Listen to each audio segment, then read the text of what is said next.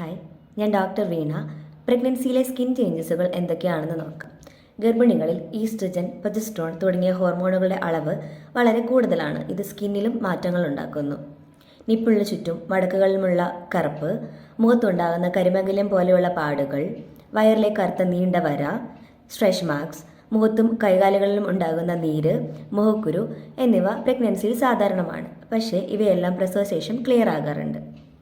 ഇമ്മ്യൂണിറ്റിയുള്ള വ്യത്യാസങ്ങൾ കാരണം പ്രഗ്നൻസിയിൽ skin infections, eczema, SLE പോലെയുള്ള ഓട്ടോ ഇമ്മ്യൂൺ ഡിസീസുകൾ തുടങ്ങിയവ വരാനും ഫ്ലെയറപ്പ് ചെയ്യാനുമുള്ള സാധ്യത വളരെ കൂടുതലാണ്.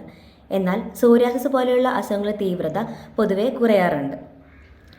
ഗർഭിണികളിലെ ചൊറിച്ചിൽ ഒരു പ്രധാന കംപ്ലൈൻ്റ് ആണ്. പക്ഷേ ചൊറിച്ചിലിനോടൊപ്പം പുഴുവാട്ടിയ പോലുള്ള പാടുകൾ, വയറിലും കൈകാലുകളിലും ഉണ്ടാകുന്ന ചുവന്ന കുരുക്കൾ, തടുപ്പ്, കുമിളകൾ, മടക്കുകളിൽ ഉണ്ടാകുന്ന ചൊറിച്ചിൽ എന്നീ ലക്ഷണങ്ങൾ ഉണ്ടെങ്കിൽ തീർച്ചയായും ഒരു ഡെർമറ്റോളജിസ്റ്റിനെ കൺസൾട്ട് ചെയ്യേണ്ടതാണ്. Thank you.